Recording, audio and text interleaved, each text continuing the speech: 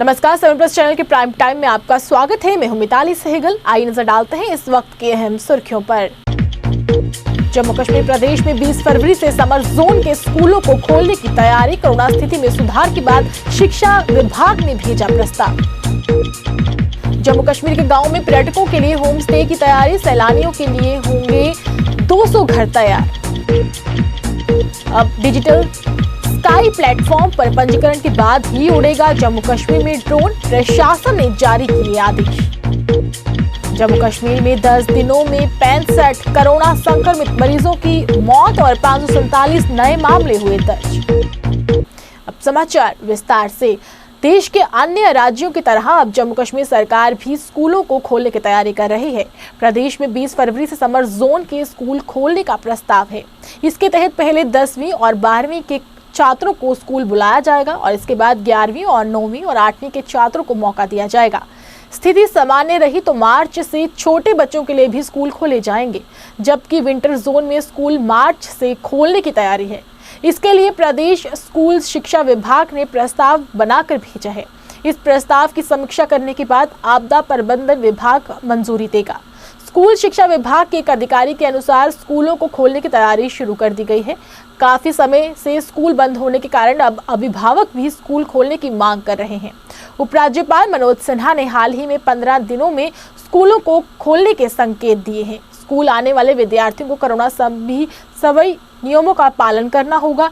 टीके की दोनों खुराक लगवा चुके बच्चे को ही स्कूल बुलाया जाएगा। स्कूल में मास्क और सामाजिक दूरियों के नियमों का सख्ती से पालन भी करवाया जाएगा। ग्रामीण अर्थव्यवस्था को बढ़ावा देने के लिए जम्मू कश्मीर के गांव भी अब पर्यटकों की मेहमान नवाजी के लिए तैयार हो रहे हैं। गांव की विशेषताओं, सांस्कृतिक विविधता, स्थानीय मूल्य व परंपरा से पर्यटकों को रूबरू अब करवाया जाएगा। प्रदेश के गांव में विश्व स्तरीय पर्यटन सुविधाएं मिलेंगी। इसके लिए विश्व की प्रगतिशील ट्रैवल कंपनी ओयो ने जम्मू कश्मीर सरकार से समझौता किया है। इस साल के अंत तक गांव में पर्यटकों के लिए 200 घरों को तैयार किया जाएगा। इसके लिए प्रदेश सरकार मिशन यूथ के तहत 500 युवाओं को 50-50 हजार की आर्थिक मदद भी उपलब्ध करवाएगी। घर तैयार होने के बाद ये ओयो ग्रुप के प्लेटफॉर्म पर होंगे और वहां से इसकी बुकिंग करवाई जा सकती है। जम्मू कश्मीर सरकार और ओयो ग्रुप ने सभी अतुल्य भारत के ताज प्रोजेक्ट के तहत रूरल होम स्टे स्कीम को लॉन्च किया है।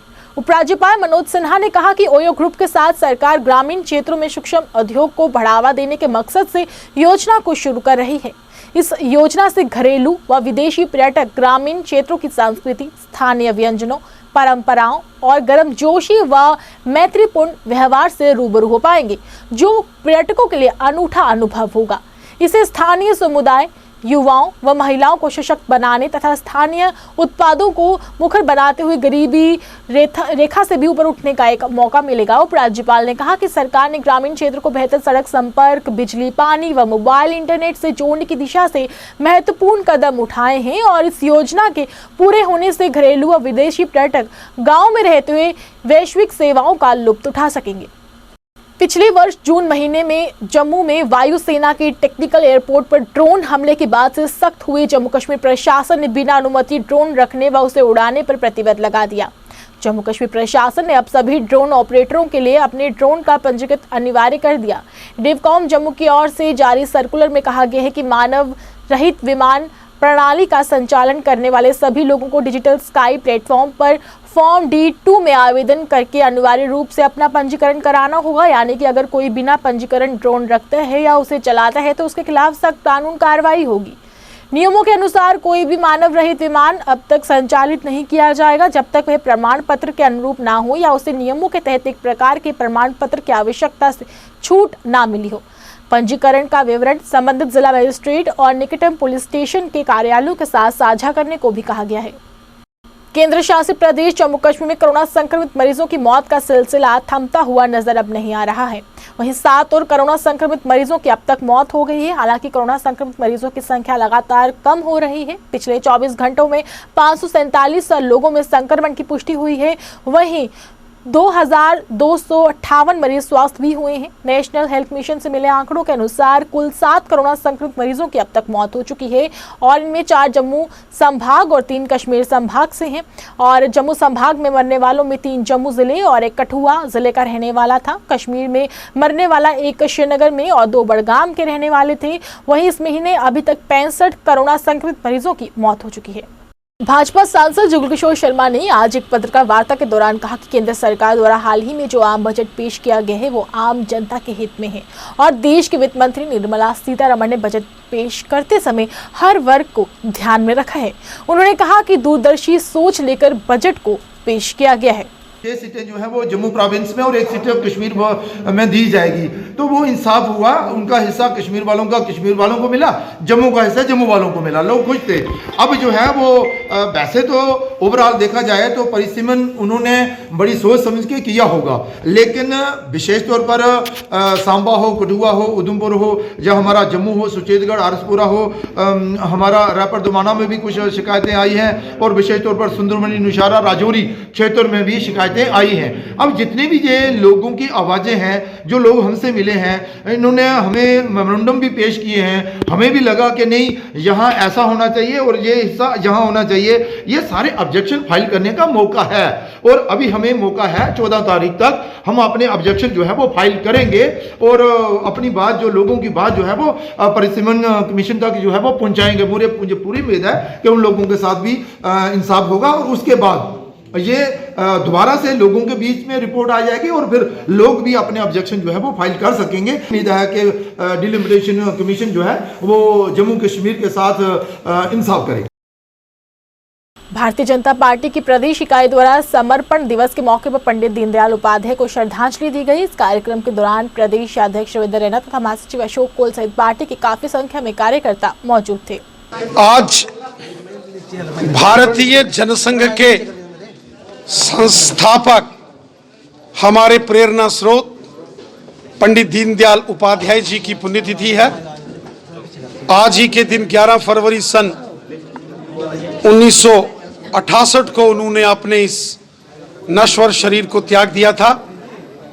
वो एक महान क्रांतिकारी विचारों के प्रणेता थे। हमारे प्रेरणादायी पंडित दीनदयाल उपाध्याय जी ने एकात्मवाद, राष्ट्रवाद की जो कल्पना की, वो कहते थे इस सामाजिक जीवन में जो पंक्ति में खड़े अंतिम व्यक्ति तक इंसाफ और हक पहुंचना चाहिए। गरीबों, मजदूरों, किसानों, शोषितों, पिछड़े, दलित, वंचितों के मसीहा थे पंडित दीनदयाल उपाध्याय जी। आज उनकी पुण्यतिथि पर पूरा देश उन्हें शत शत नमन कर रहा है। एकात्मवाद, मानववाद और सांस्कृतिक राष्ट्रवाद पर उन्होंने हमेशा बल दिया। वो कहते थे हमारी संस्कृति हमारे राष्ट्रवाद का आधार है और संपूर्ण भारत एक परिवार है। वासुदेव कुटुंबकम जो हमारी सांस्कृतिक धरोहर है, उसको उन्होंने हमेशा मजबूत किया। भारत देश के अंदर रहने वाला प्रत्येक व्यक्ति इस भारत का पुत्र है, पुत्रियां हैं।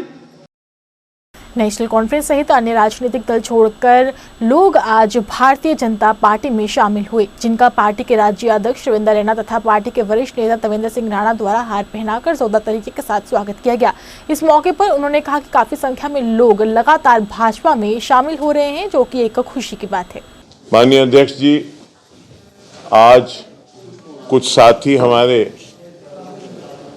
भाजपा में शामिल हो रहे हैं और आज एक बहुत बड़ा दिन है, समर्पण दिवस है, जिस दिन ये अपने आप को आत्मसमर्पण कर रहे हैं भाजपा के सोच से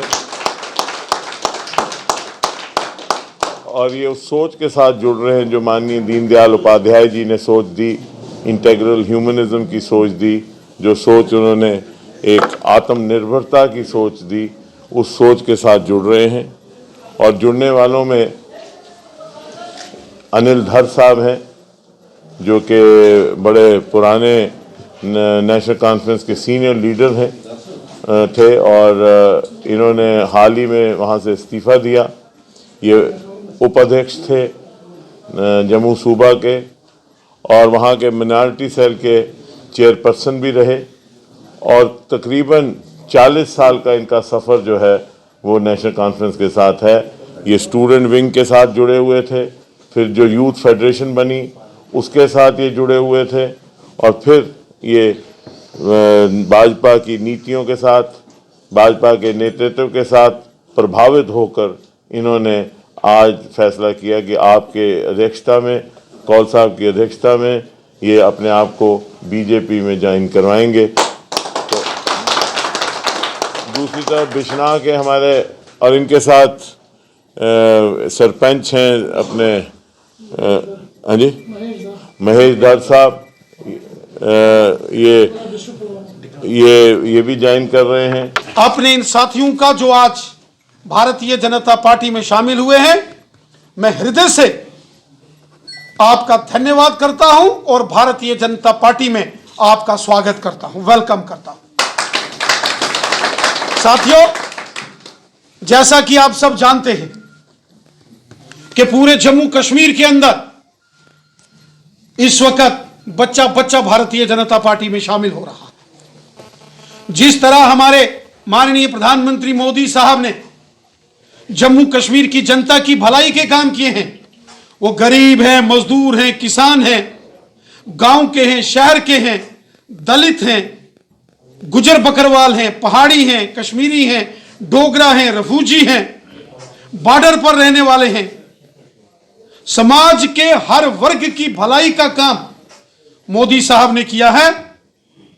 सबका साथ, सबका विकास और सबका विश्वास, इस मूल मिशन के साथ जो मोदी साहब ने काम किया है और कर रहे हैं, ये उसी का परिणाम है कि आज जम्मू कश्मीर का बच्चा बच्चा भारतीय जनता पार्टी में शामिल हो रहा है।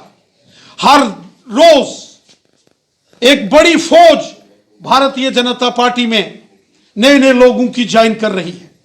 नौजवान हो, पॉलिटिकल स्टालवर्ड्स हो दूसरी पार्टियों के, हमारी बहनें हो, मातृशक्ति हो, वो चाहे जम्मू रीजन के हो या वादी कश्मीर से हो, सब लोग आज भारतीय जनता पार्टी का दामन थाम रहे हैं, क्योंकि लोगों ने मोदी सरकार को काम करते हुए देखा। और इससे जो पहले की हुकूमतें थी, नेशनल कॉन्फ्रेंस, कांग्रेस और पीडीपी, उनको भी लोगों ने देखा कि किस तरीके से उन्होंने लोगों को हर कदम पर छला, ठगा, धोखाधड़ियां की। लेकिन भारतीय जनता पार्टी सबको साथ लेके चल रही और आज समाज में हर आदमी का भला हो रहा है। All Jammu Kashmir RTC volunteer retired employ association के सदस्यों ने मांगों को लेकर जोरदार तरीके के साथ प्रदर्शन किया और सरकार से मांग करते हुए कहा कि उनकी लंबित पड़े मांगों को जल्द से जल्द पूरा किया जाना चाहिए। प्रदर्शन की अध्यक्षता एसोसिएशन के प्रधान देवराज बाली कर रहे थे, जबकि इस मौके पर काफी संख्या में सदस्य उपस्थित थे। अपना हक छीन के लेंगे, अपना हक हमारी मांगे पूरी करो, हमारी मांगे पूरी करो। आज का जो हमारा प्रोटेस्ट है, आज का जो हमारा डिमांस्ट्रेशन है, ट्रांसपोर्ट हाई अथॉरिटी के खिलाफ, ट्रांसपोर्ट डिपार्टमेंट के खिलाफ, क्योंकि सरकार की तरफ से जो ऑर्डर हुआ जारी हुआ वो आज तक इम्प्लीमेंट नहीं हो सका, जिसमें कोला एरिया, 6 पे कमिश्नरी एंड डीए एरिया और कुछ एम्प्लॉइज आते हैं जिनकी अभी 2019 से रिटायरमेंट हुए, अभी तक लीव सैलरी ग्रेजुएटी नहीं मिल सके।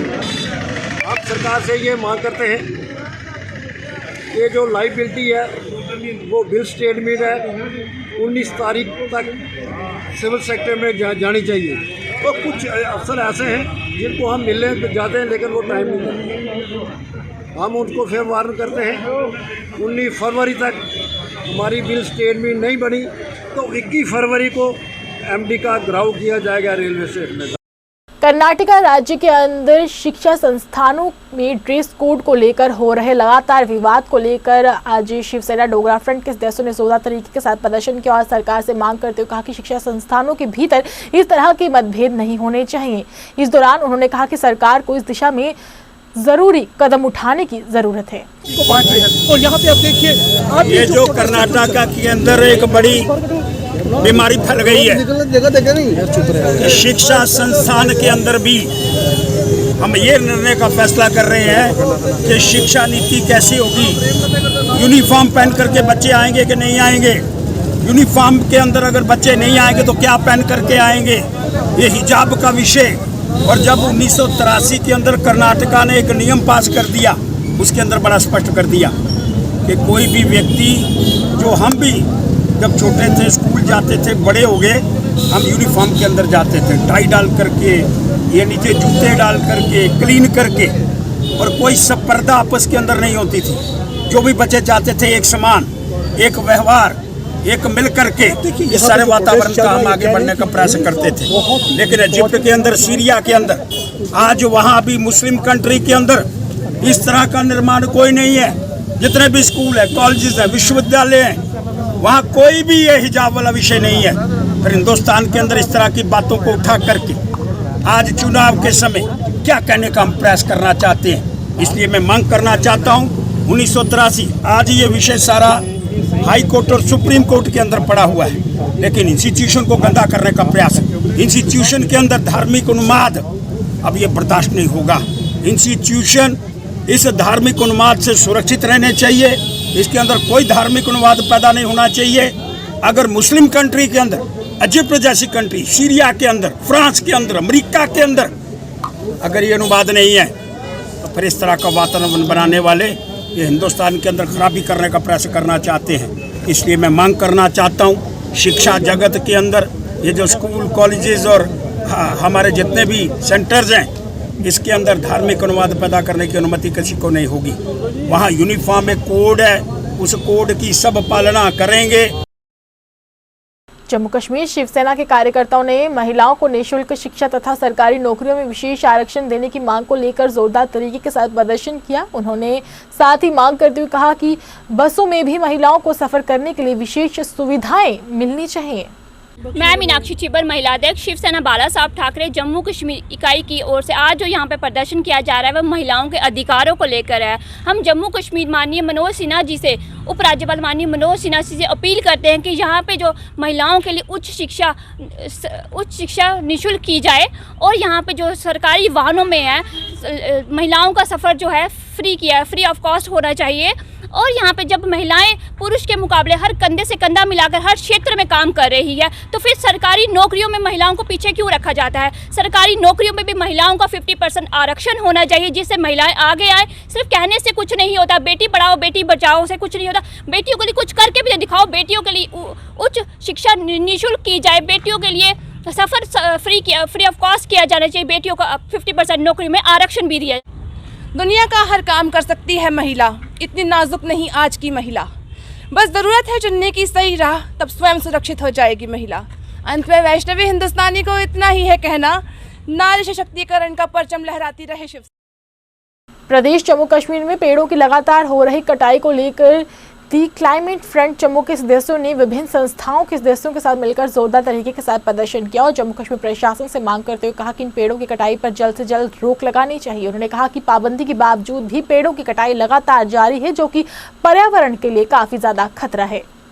आज हम लोग 2 से 3 NGO साथ मिलकर जो इन्वायरमेंटल ऑर्गेनाइजेशंस हैं उन इस मुद्दे पे आपकी अटेंशन लाना चाहते हैं कि खैर जम्मू में बहुत देर से कट रहा है, उसके बारे में बहुत सारी बातें बहुत लिखी गई हैं। पिछले कुछ महीनों से खैर से रिलेटेड न्यूज़ आई है नगरोटा में और सुंदरबनी में।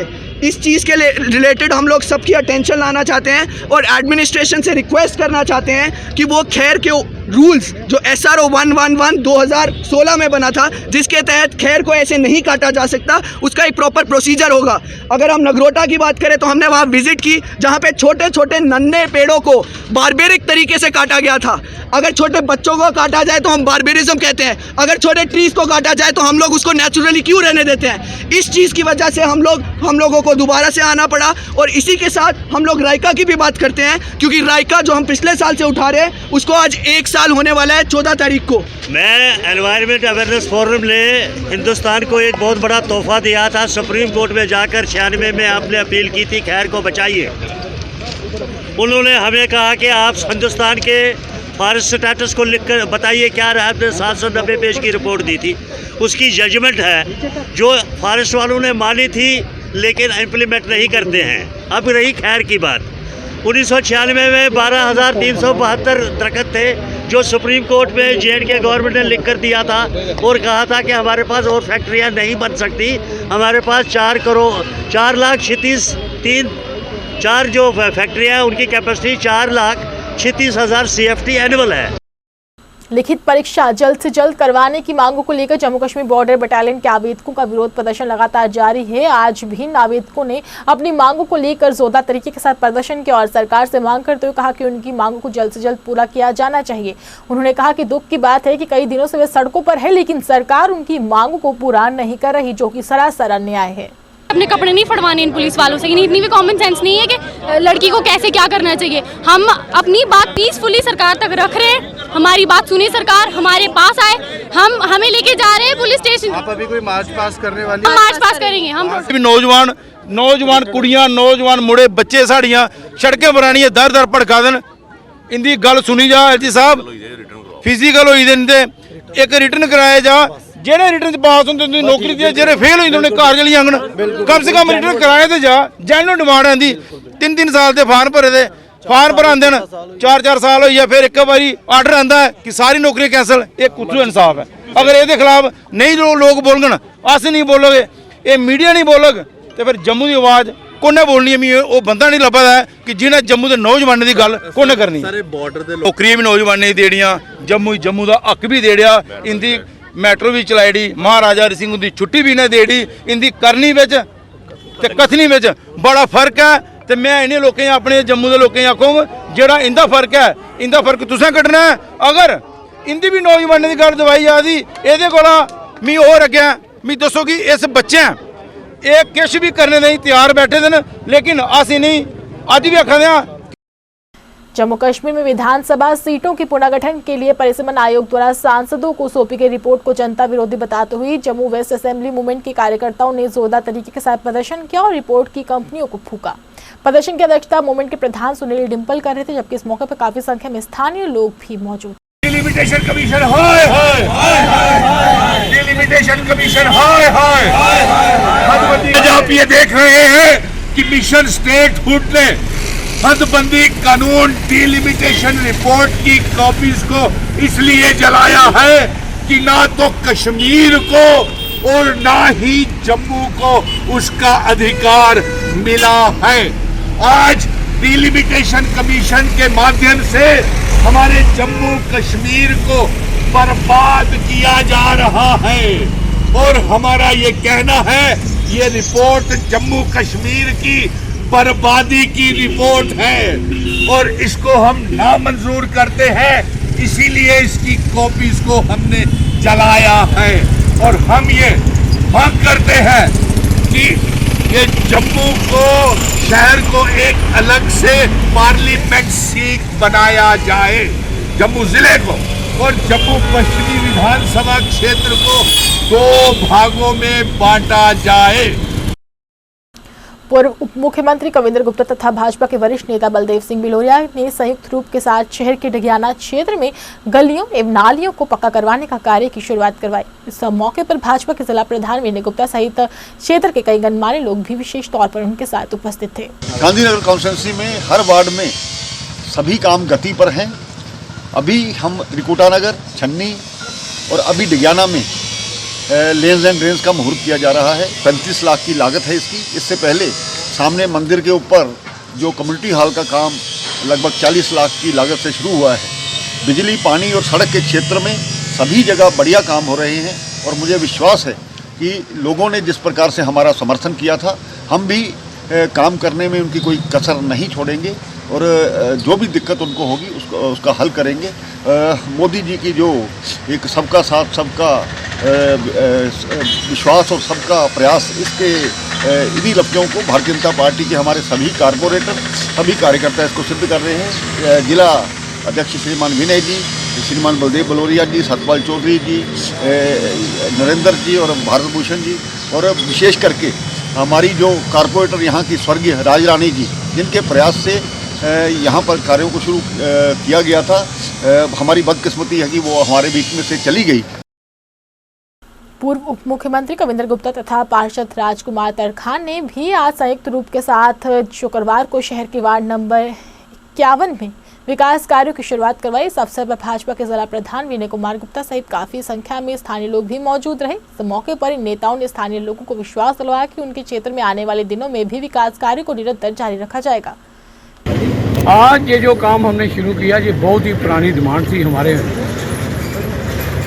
माहिर मल्ले की, क्योंकि ये पूरे लोग जो थे इलेक्शन में मेरे साथ चले थे और मैंने इनसे वायदा किया था।